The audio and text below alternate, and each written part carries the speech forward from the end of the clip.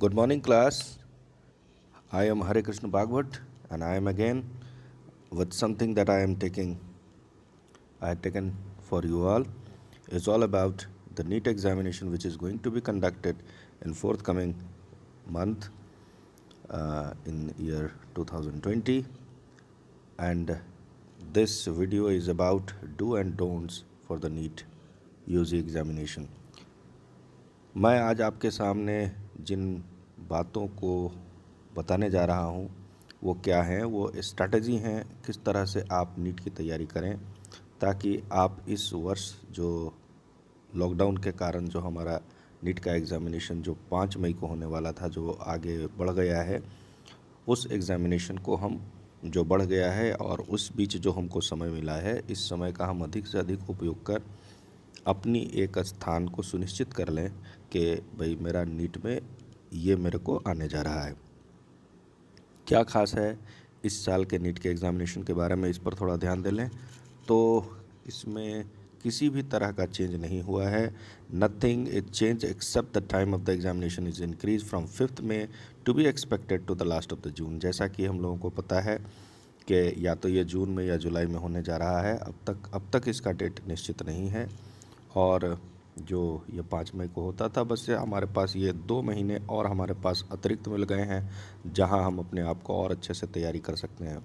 इनमें सिलेबस में किसी तरह का बदलाव नहीं है। ऐसा नहीं है कि लॉकडाउन के कारण इसके सिलेबस को कम किया गया है या कहीं बढ़ाया गया है, ऐसा कुछ भी नहीं है। जैसा कि आपको पहले से पता है कि यहाँ पर 180 प्रश्न पूछे जाते हैं, 3 घंटे का समय है और 720 नंबर मैक्सिमम मार्क्स के लिए आप इस परीक्षा में बैठते हैं। और सभी के सभी प्रश्न जो हैं वे वस्तुनिष्ठ प्रश्न हैं, अर्थात MCQ मल्टीपल चॉइस क्वेश्चन प्रश्न पूछे जाते हैं। हम आज इस टॉपिक में को शुरू करने से पहले कि एग्जैक्टली क्या स्ट्रेटजी इस 2 महीने आपके पास होनी चाहिए और इस बचे हुए समय का आप कैसे अधिक से अधिक यूटिलाइजेशन कर सकें, उससे पहले एक कंपैरेटिव स्टडी में हम बात करते हैं कि किस तरह से नीट और जेई में क्या डिफरेंस होता है और बच्चे क्यों बहुत अच्छे से नहीं निकाल पाते हैं मेडिकल एग्जामिनेशन को।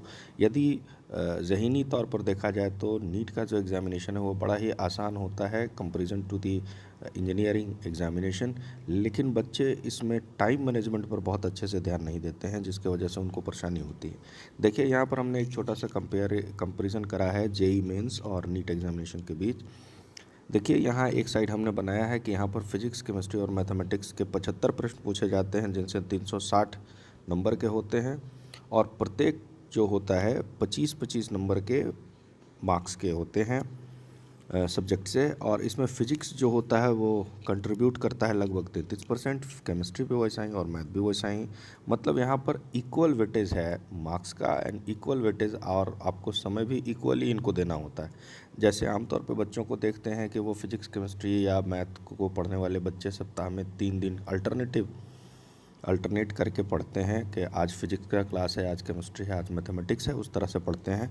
तो वो सभी को चाहते हैं कि इस जो सप्ताह का समय है उसमें तीनों विषयों को समान समय दिया जाए। लेकिन अब हम नीट पर यदि ध्यान दें तो देखिए, नीट में हम पढ़ते हैं फिजिक्स, केमिस्ट्री और बायोलॉजी, जहाँ पर हमारे पास 180 प्रश्न होते हैं। 720 प्रश्नों के लिए नंबर के लिए 45 प्रश्न सभी विषयों से होते हैं, जिनमें कौन कौन से विषय हैं।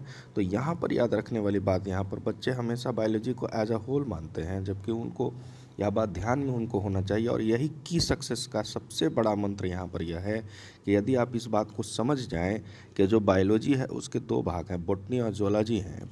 तो यदि अब यहाँ पर हम उनके वेटेज की बात करें तो फिजिक्स 25% होता है, केमिस्ट्री का 25% होता है, बॉटनी और जूलॉजी मतलब बायोलॉजी का 50% होता है। मतलब the accountability of the biology in the NEET examination is 50% rather than 33% as compared to the other subjects, that is physics and chemistry in JEE mains। तो अब इस बात को जब आप ध्यान में रखते हैं तो आपको क्या समझ में आना चाहिए इससे बात यह समझ में आता है कि यदि आप फिजिक्स और केमिस्ट्री पर यदि आप सप्ताह में 3 दिन समय दे रहे हैं तो बायोलॉजी में आपको 6 दिन समय देना पड़ेगा। यदि आप 6 दिन समय नहीं देंगे तो आप बिल्कुल भी उन सभी जो 38 चैप्टर जो आपके पास में हैं, 38 chapters all together are there from 11 and 12 which is through which biology के जो प्रश्न पूछे जाते हैं, तो उसमें आप सभी 38 चैप्टर पर आप ध्यान नहीं दे पाएंगे। तो इसके लिए आप क्या करेंगे? देखिए, ये एज ए होल मैंने ये बनाया है, ये स्ट्रैटेजी के जो स्ट्रैटेजी मुझको समझ में आता है कि जिससे आप नीट में अच्छे से अच्छा कर सकते हैं। इन स्ट्रैटेजी को यदि आप फॉलो अप करेंगे तो ये तो श्योर है, 100% इस बात को आप कह सकते हैं, एश्योरेंस मैं देता हूँ कि आप मेडिकल एग्जामिनेशन निकालने जा रहे हैं। लेकिन इस लॉकडाउन में चूँकि आपके पास क्या है कि आपको कोचिंग भाग दौड़ करने की ज़रूरत नहीं है। अब आपके पास बिल्कुल अंत समय है, अब 1 से 1.5 महीने के अंदर में एग्ज़ामिनेशन होने जा रहा है। तो इस समय आपके पास क्या करना चाहिए, इन स्ट्रैटेजी पर ध्यान देते हैं। देखिए, सबसे पहला स्ट्रैटेजी जो आप रखते हैं वो है फोकस ऑन ओनली एनसीईआरटी। आपको सबको पता है कि all the medical questions which is going to be asked in the PMT examination और NEET examination is only from NCERT. So concentrate on NCERT. Now study the topic wise study and practice of the question.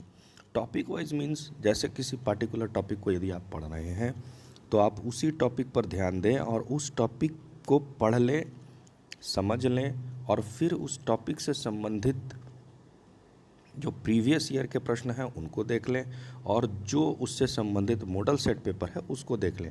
Means जो कुछ बच्चों की आदत होती है कि आप पढ़ रहे हैं कुछ और, जैसे मान लो कि आप बायोसिस्टमेटिक्स को आपने पढ़ा और अब आप उस सेट को बनाने जा रहे हैं जिसमें जेनेटिक्स के बहुत सारे सवाल हैं या इवोल्यूशन से सवाल है या फिर मान लो प्लांट फिजियोलॉजी से सवाल है। तो आपको क्या समस्या आएगी? आपका मोरल भी डाउन होगा। क्यों डाउन होगा? क्योंकि आपने पढ़ा सिस्टमैटिक्स उसमें 2 प्रश्न हैं। हालांकि आपने दोनों प्रश्न को उत्तर बना लिए हैं, लेकिन शेष जो चीज़ें हैं वो इतने भास्ट हैं और उसको आपने कवर अप नहीं करा और आपने उस सेट को उठा लिया बनाने के लिए। तो सबसे अच्छा तरीका यह है कि आप टॉपिक वाइज पढ़ें और टॉपिक वाइज प्रश्नों को उठाएं प्रीवियस ईयर के और जो बनाने वाले प्रैक्टिस सेट हैं उनके, क्योंकि आज मार्केट में ऐसे बुक उपलब्ध हैं। हमारे समय में ऐसे बुक्स नहीं थे जिनके अंदर ये सारी चीज़ें बिल्कुल आसानी से मिल जाती थी। ऐसी बुक नहीं थी और आज हमारे पास ऐसी किताबें हैं जिनमें आप इन सब चीज़ों को पढ़ सकते हैं। यदि आपको उन किताबों की आवश्यकता हो, आप जानना चाहते हैं कि वो कौन सी किताबें हैं, तो आप कमेंट बॉक्स में मुझे कमेंट कर सकते हैं, मैं आपको बताऊंगा। फिर है क्या, डू प्रीवियस ईयर क्वेश्चंस। इस पे तो सबसे ज़्यादा फोकस मारना है। आप बिल्कुल दिमाग को आप फोकस रखिए कि I have to concentrate and go through the previous year questions. जो भी 20 साल 10 साल के आपके पास सेट हैं, जो ओल्ड सेट्स हैं, उनको ज़रूर बनाना चाहिए। इससे आपको दिमाग में यह बात आता है कि किस पर्टिकुलर टॉपिक से किस तरह के प्रश्न पूछे जाते हैं। यदि आप 5-6 प्रश्न को उस तरह से देख लिया है तो आपको बिल्कुल समझ में आ जाएगा कि किस आधार से और किस तरह से प्रश्न पूछे जा सकते हैं। नेक्स्ट हम चलें तो बात करते हैं go between the lines of the NCERT. ये बहुत पुराना कंसेप्ट है। ये आज से 20-22 साल पहले जब हमारे पास इतनी किताबें नहीं होती थी तो हमारे पास पढ़ने के लिए सिर्फ एक बातें होती थी कि go between the lines of the NCERT. Means आपको जो भी क्वेश्चंस निकालने हैं, आप यदि एक पैराग्राफ पढ़ रहे हैं एनसीईआरटी के, तो उसमें से जो भी प्रश्न उसमें से निकल सकते हैं उनको मोस्ट प्रोबेबली आपको निकालना चाहिए और उसके ऊपर कंसंट्रेट करना चाहिए। साथ में क्या करेंगे, concentrate on the topic of interest. देखिए, आप मेरे पहले के भी वीडियो को यदि आप देखना चाहें तो उसमें मैंने बहुत क्लियर से इस बात को समझाया है कि मेडिकल की तैयारी करने के लिए आपका एक इंटरेस्ट वाला टॉपिक होना बहुत आवश्यक है। इसके लिए सबसे पहले तो आपको जनरलाइज्ड कंसेप्ट के साथ आपको पूरे सिलेबस को पढ़ना होगा और उसमें आपको इंटरेस्ट के साथ पढ़ना होगा। जैसे यदि हम बात करें कि 11 क्लास के बायोसिस्टमेटिक्स से लेकर के 12 क्लास की इकोलॉजी तक हमारे पास 38 चैप्टर्स हैं। मान लीजिए कि पहले तो आपने जनरलाइज कंसेप्ट में इन सभी 38 चैप्टर को पढ़ लिया है। अब रही बात इसकी कि किसी को बायोसिस्टमेटिक्स अच्छा लगता है, किसी को प्लांट फिजियोलॉजी अच्छा लगता है, किसी को जेनेटिक्स समझ में अच्छा आता है। तो मेरा मानना यह है कि आप जेनेटिक्स पे, जिसको जेनेटिक्स पसंद है वो जेनेटिक्स पर अधिक से अधिक जोर दे और उसकी कोशिश यह होनी चाहिए कि जेनेटिक्स से आने वाला एक भी प्रश्न उससे छूटना नहीं चाहिए। और जिसको सिस्टमेटिक्स याद है उसको सिस्टमेटिक्स के प्रश्न एज यूजुअली इसी तरह से याद होने चाहिए और सभी टॉपिक को वो कवर अप कर ले, क्योंकि वह उसका इंटरेस्ट है। तो जब आप इंटरेस्टिंग टॉपिक को, होता क्या है कि हम गलती जो मेडिकल में करते हैं वो हम अपने इंटरेस्ट वाले टॉपिक के वजह से ही कर जाते हैं। होता क्या है कि आप इंटरेस्ट वाले टॉपिक आपको पास करा सकता है, लेकिन आप क्या करते हैं, उन टॉपिक पे ध्यान देने लगते हैं जो टॉपिक आप समझे नहीं हैं। तो जब आप नहीं समझे हैं तो उसके ऊपर आप कंसंट्रेट करते हैं, उस पर आप बहुत अधिक समय लगाने लगते हैं और फिर भी आप समझ नहीं पाते। और जो टॉपिक आपको आपका एग्जामिनेशन क्रैक करा सकता है, उस टॉपिक पर आप ध्यान नहीं देते। क्योंकि याद रखिए कि मेडिकल एग्जामिनेशन में हर टॉपिक से बराबर, लगभग बराबर प्रश्न पूछे जाते हैं। तो इसलिए मेरा मानना यह है कि इंटरेस्ट ऑफ द टॉपिक पर ध्यान देना ज़्यादा ज़रूरी है। नेक्स्ट हम बात करते हैं avoid and leave the topics which don't clear yet. Simple सी बात है, जो टॉपिक आपको समझ नहीं आती, आप उस टॉपिक को बिल्कुल भूल जाइए। आपको लगता है यदि इस समय, जैसे 1 महीने का समय हमारे पास है, और इस समय यदि आप बैठे हैं और मान लीजिए किसी को जेनेटिक्स समझ में नहीं आ रहा, तो आप कोशिश कर सकते हैं, लेकिन ज़्यादा अच्छा है कि जेनेटिक्स को छोड़ के और जितनी टॉपिक्स हैं उन पर आप ध्यान दें। और आपको लगे कि नहीं नहीं यार, this is not going to be, ये मेरे से नहीं होगा, तो आप किसी और से मदद ले सकते हैं, अपने शिक्षकों से मदद ले सकते हैं। हाँ, अपने दोस्तों से मदद ना लें। और जैसे यदि ये क्लियर हो जाता है तो इट्स ओके, यदि क्लियर नहीं होता है तो आप समझ लें कि आपके ये सिलेबस में जेनेटिक्स नाम की चिड़िया नहीं है और इस पर आपको पढ़ना भी नहीं है। Next, avoid social media and social gathering. देखिए, इस बहुत बड़े समाज हमको बनाता है और समाज हमको बिगाड़ता भी है। आज आप समाज में सामाजिक होकर आप जितने भी दोस्त रखें, आप लोगों से मिलते रहें। आप यदि आप डॉक्टर बन जाएंगे तो सभी यही कहेंगे कि भाई आप बन गए, आप तो बस बहुत मेहनत करा। और यदि आप नहीं बनते हैं तो यही समाज आपके ऊपर यह कहता है कि भाई if you are there in the social gathering, कहीं शादी है और आप चले गए, तो इन सब चीज़ों से अवॉइड करना चाहिए। आमतौर पर इस समय कम से कम कीजिए जिस समय आपका एग्जामिनेशन में यह एक बेटर, मतलब बेस्ट अपॉर्चुनिटी मिला है उन बच्चों को जो यह सपना देखते हैं कि इस लॉकडाउन में आराम से घर में बैठकर आप तैयारी करें। और मेरे इन बिंदुओं पर यदि ध्यान दें तो आप इस साल डॉक्टर बनने जा रहे हैं, यह तय है। दूसरी बात करें, don't compromise with your study. किसी भी तौर पर आपको अपनी स्टडी के साथ कंप्रोमाइज़ नहीं करना है। आप कहीं भी पढ़ते रहें, कोई भी आपसे कुछ भी पूछे, आप कहीं जाना है, आपको कोई भी सेक्रीफाइस करने की ज़रूरत नहीं है, क्योंकि आपका यह बड़ा ही क्रूशियल टाइम है। बात करते हैं नेक्स्ट टॉपिक की, no friends and no discussion with the friends, ask from teachers. देखिए, ये बहुत बड़ा डिस्कशन है। मेरे अपनी स्ट्रैटेजी जो रही पढ़ते समय, उसमें यह थी कि यदि आप अपने दोस्तों से पूछते हैं तो देखिए, आमतौर पे जो दोस्त है और आप हैं और आपके जो मित्र हैं, उन दोनों का लेवल ऑफ अंडरस्टैंडिंग किसी प्रश्न को लगभग बराबर ही है, क्योंकि आप दोनों बराबर ही हैं। अब होता क्या है कि कई बार आप किसी प्रश्न को जब अपने दोस्त से डिस्कस करते हैं तो करते समय क्या होता है कि कन्फ्यूज़न बहुत होता है, और एक गलत कंसेप्ट किसी टॉपिक के बारे में आ जाने से उस टॉपिक पर आधारित जितने भी और टॉपिक को आप पढ़ते हैं वो सभी टॉपिक क्या हो जाते हैं, मिसलीड हो जाते हैं। तो इससे ज़्यादा अच्छा है कि आप शिक्षकों से बात करें, जो भी टीचर आपके संबंधित बायोलॉजी के आप जहाँ भी पढ़ते हो, आप उनसे उसके बारे में ज़रूर पूछें। और make more questions from the topic of interest. यह भी बात हमने कही कि जब आपको जो टॉपिक ऑफ इंटरेस्ट है आपका, तो उससे जितना अधिक से अधिक प्रश्न आप बना सकते हैं, आपको ज़रूर बनाना चाहिए। फिर हम बात करते हैं कि maintain the time management during doing the practice set. यह भी बड़ा इम्पॉर्टेंट है। कुछ बच्चों को हम देखते हैं कि आपने भी देखा होगा कि वो जब सेट बनाने लगते हैं तो जो 3 घंटे का सेट है उसको 7 घंटे में बनाते हैं। देखिए, काबिलियत इस बात में नहीं है कि आप 7 घंटे में बना लेते हैं। काबिलियत यह है कि 3 घंटे में आप उस 180 प्रश्न से कितने प्रश्न आप 3 घंटे के अंदर बना लेंगे जिससे आप क्रैक कर सकेंगे। तो इस बात को ध्यान में रखना बड़ा ज़रूरी है। तो समय बड़ा इम्पॉर्टेंट है, इस बात को ध्यान में रखेंगे। Provide the time for your refreshment of the mind, this is also very important.